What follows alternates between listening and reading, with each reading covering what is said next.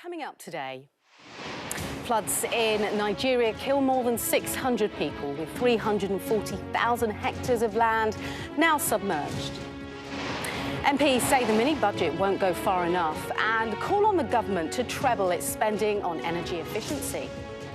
Critical for our people and our planet, a new report finds 600 million people are still in need of electricity and clean cooking fuel. We'll be discussing whether climate change could be the cause of billions of crabs mysteriously disappearing from waters around Alaska. And a pair of rare endangered pink river dolphins are saved after getting trapped in the Amazon rainforest.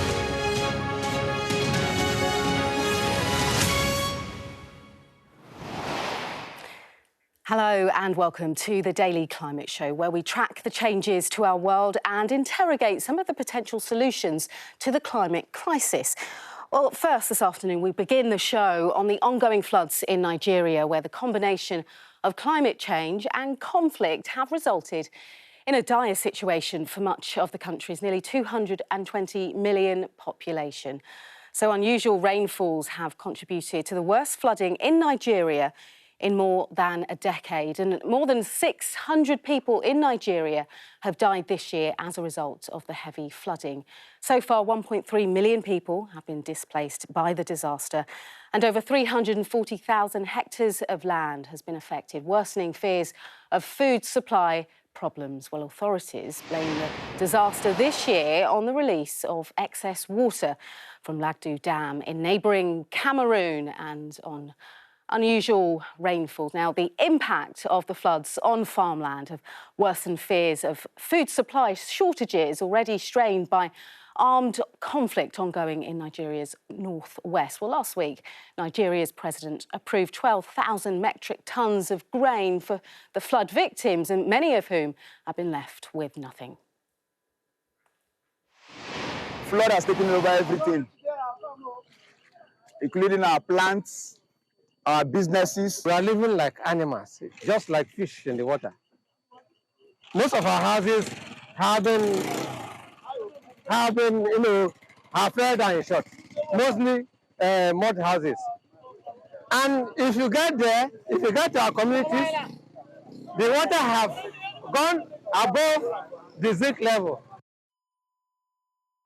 A desperate situation, of course, and the pressures on areas of Nigeria are set to intensify, with the Minister of Humanitarian Affairs warning that 5 states are still at risk of experiencing floods up until the end of November. Now, MPs from across different political parties are calling on the government to treble the amount of money it's planning to spend on energy efficiency. Now, the recent mini-budget included spending an extra £1 billion on insulation for low-income households to protect them from the spiralling gas prices. Well, Sky's Sadia Chowdhury joins me now. Hi, Sadia. So what's the latest from the government on this, then?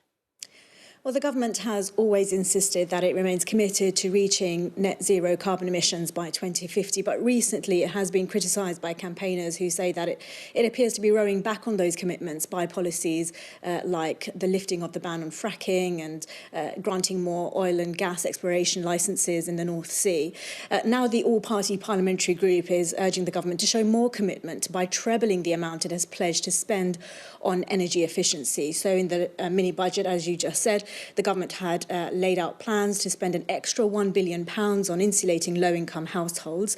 The APPG wants to see that number increase to £3 billion. And this is part of its 10-point plan for climate and the environment, a sort of list of priorities that the government should address in the next 12 months. And so what it wants is what it calls a retrofit revolution to address those insulation concerns in homes. It says that will not only create jobs in the country, but will also permanently reduce energy bills. But it also wants to see things like a cut in VAT at public charging points for electric vehicles from 20% to 5%. It wants to see more funding, for example, for decarbonising agriculture. So a list of things that the APPG has put forward as it urges the government to spend more on addressing energy efficiency. And all of this comes, of course, as the government is urging all of us to do more to reduce the amount of energy we use this winter. So things like switching off a light when you leave the room, or switching off devices which would perhaps otherwise be left on standby. And you might remember the boss of Ofgem last week, talking about more technical things that we can all do, like reducing the flow temperature in our boilers, which he said perhaps won't reduce energy bills for us individual customers, but can help address the energy supply issues that the country faces this winter. But the government appears to think perhaps there aren't those energy supply issues going on. Yesterday, the Climate Minister, Graham Stewart, said that the UK is in a pretty good position for supplies, but he failed to rule out energy rationing this winter, admitting that the risk of blackouts is higher this year than in previous years. OK, Sadia Chowdhury, thank you very much. Good to have you on the show. Time now for a look at some of the day's other climate news for you. And 1/3 of the world's 100 largest private firms, with revenues totalling nearly $1.2 trillion, don't have plans to reduce carbon emissions. That's compared with over 2/3 of the largest 100 publicly listed companies. Now, new data released by Net Zero Tracker also found that none of the top 10 private companies have a net zero target, and it's led to calls for enhanced transparency and a drive for more action in the private sector. Now, the Sunderland Air Show has been cancelled indefinitely as the council looks to make the city carbon neutral. Now, the popular event, which attracted hundreds of thousands of spectators, was last held in 2019 but hasn't gone ahead since the pandemic. Well, the council say their ambition is for the city to reach carbon neutral status by 2040 and therefore have no plans to run the air show in the future.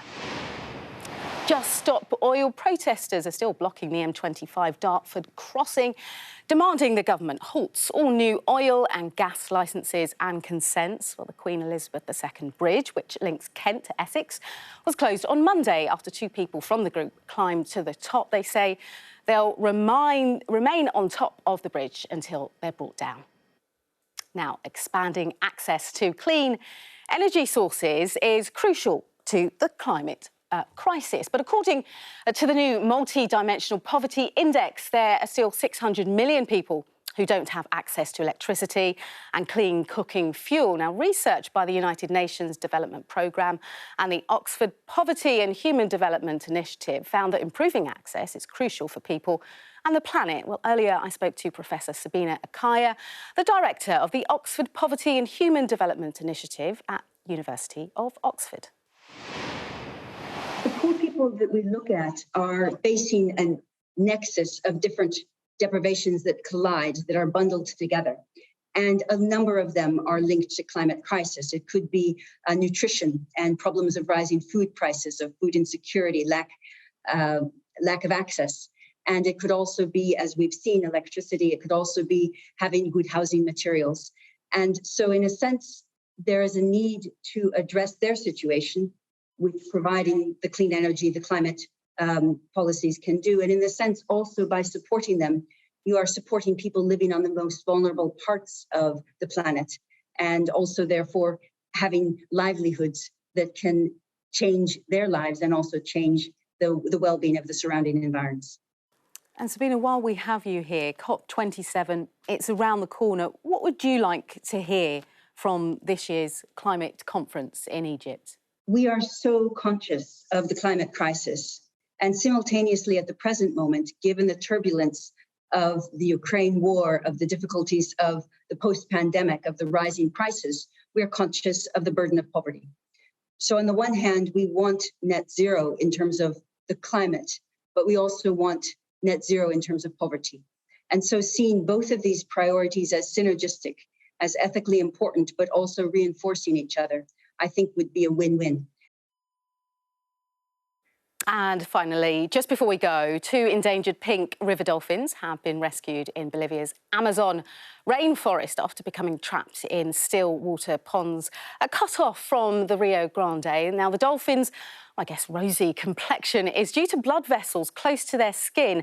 Though some specimens are blue or even white, they're at risk, though, as researchers have found that deforestation has contributed to a sharp decline in their population. Rescue groups are pushing to boost the species and in the last 12 years have rescued nearly 60 trapped dolphins. Now, you lucky things, there's just over 2 weeks to go until the United Nations Climate Change Conference in Egypt, and you can scan the QR code on the screen now for your guide to COP27, so do check that out. Well, that's all from us. Back to you, Sarah Jane.